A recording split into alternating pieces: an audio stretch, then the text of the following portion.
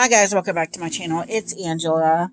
Welcome to the decks I got in January. It is January 31st, 8:47 p.m.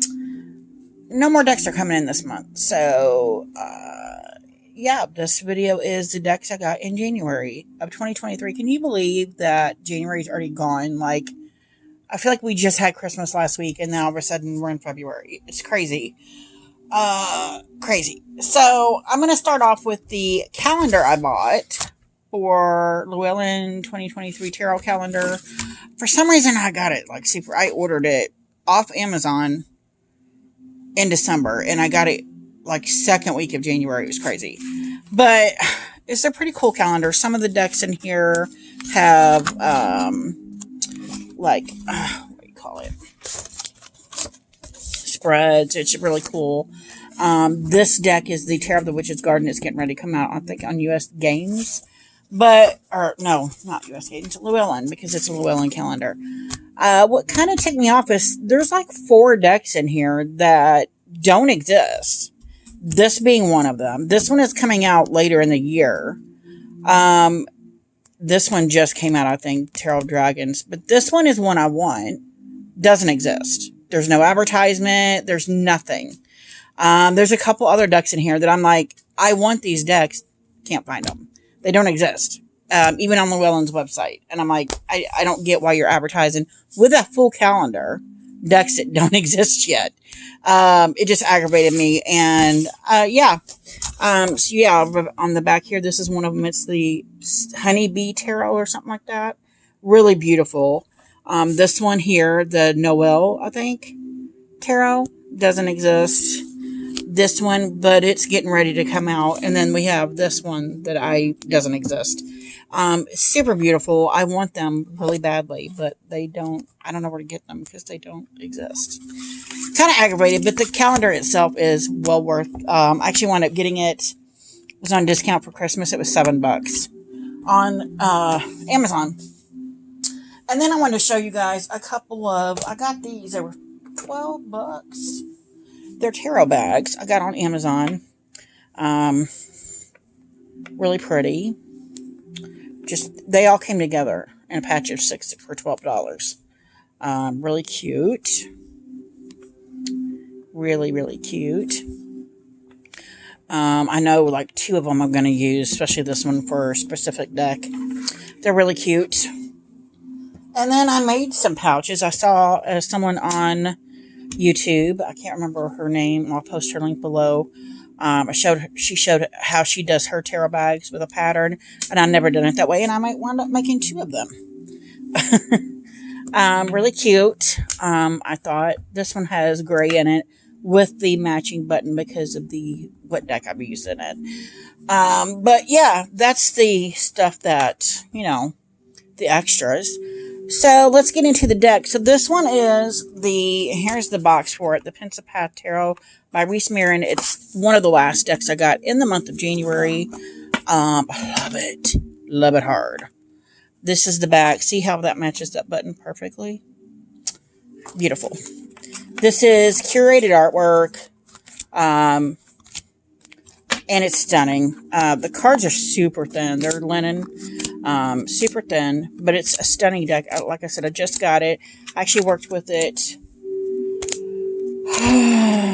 all weekend. I mean, I think I got it Saturday, and it's Tuesday, so haven't been with it that long, but it's stunning. I love this tower. She chose really well on that's the extra card. Don't know what it's doing way down there in the deck. It's a stunning, look at that full, come on. It's a stunning, stunning deck. And I've used it a few times already. Yeah. Beautiful. So that is one of the last decks I got in the month of January. It is the Pensipath Tarot. And I didn't want to mess up the box because she signed the box. And it's literally just like cardboard. So I keep the deck and all its little extra cards. in this pouch that I made specifically for it with the gray, and then the green, and then it's literally fits perfect in there. And then I keep the box separate. Okay. Next, we have the first deck I got this year, which is the Divine Tea Time Inspiration Cards by Tracy Laughlin. It's a Rockpool Publishing deck. It actually came with a great little hard plastic card holder, which I thought was cool. Comes with a little pamphlet. Doesn't really help much. These are the backs. They're all in blue. Different colors, different things on the backs. And then we have on the fronts, and it's cane blue edged like that, which is cool. And then it's just different teas that you can make. Here's keywords at the bottom. This one's detoxing, soothing, cleansing. There's all kinds of herbal stuff in here that you can make tinctures and stuff. It's pretty much teas, but it's like, one is like pepper tea. Literally all you're doing is steeping some pepper in some hot water and then drinking it. And for somebody that's really in the past year has really tried to kind of get away from teas entirely, because this is all herbs. This one's flower that breaks it up into flowers, herbs. We have herb, flower, fruit, and spice. So there's no actual caffeine in it, which I can't have anyway.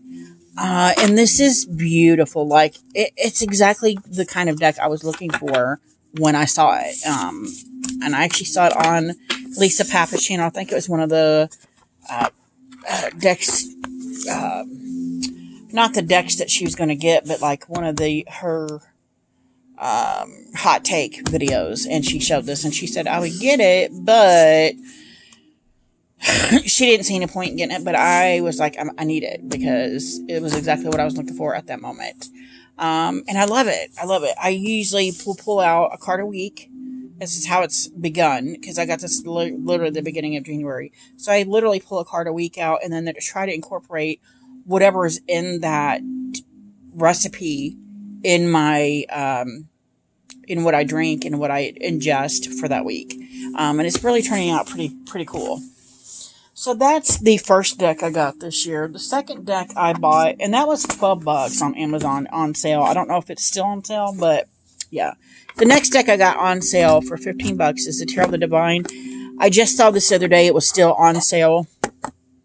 It's one of those decks that I was always iffy about. I love this little book. It does come with a bigger book that's like $15 that you can buy. If you want to dive into the, what do you call it? The fairy tales, because it's a fairy tale deck. It's super thick. Yeah, I can barely get my hands around that to shuffle. It does shuffle well, just maybe because it's so new. The cardstock is, it's almost like rubber. It's weird feeling cardstock. And it's really, really beautiful. It's way more beautiful than I thought it was.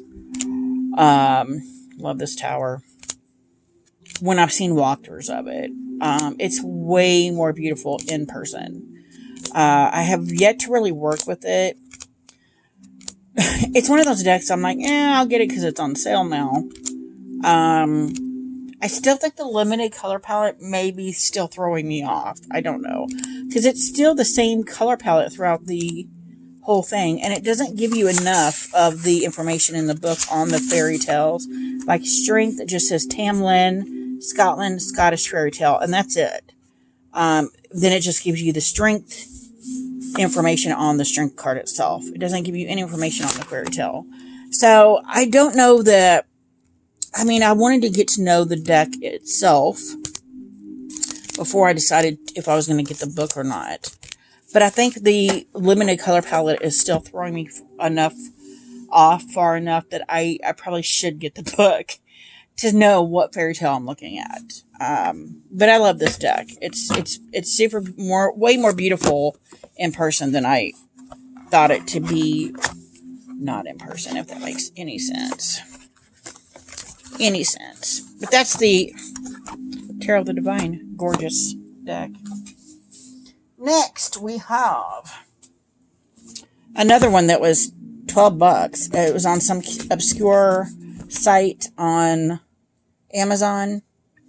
The Horror Tarot deck and guidebook by Inside Editions. It is a Minerva Siegel deck, isn't it? I think so. I think it's Minerva Siegel. Pretty sure. I don't care. It's still stunning. Love the box. This is like my 8th or 9th Inside Edition deck now. I love their decks. For no other reason than that is amazing shuffle. The card stock is like velvet. All the cards are the same on the Inside Edition decks. The book is cool. Got this little murder thing going on. Blood spatter on it. The backs are cool. And then you get to the fronts. The only complaint I have with this deck, other than it being a partial pip deck, is down here, it's in like red foil. And you have to really get close up to see what card it is. If you don't already know, because, I mean, it's very RWS. But you have to really pull that up close to see what that is. And that's kind of irritating, because I'm half blind now, because I'm old. But this deck is cool. It's gorgeous. I love it. There's only one more Inside Edition deck that I actually want, and that is the Fallout Tarot. It gives me the same vibes as the Stranger Things Tarot, which I have. I have not worked with this yet either, just because I feel like it is more of a deck they work with in Halloween time. Maybe I'll just make myself work with it. But I love the borders, and I love the goth feel of this deck. Very gothy. If that's a word. It's not a word, probably. But I see it less as a horror deck and more of a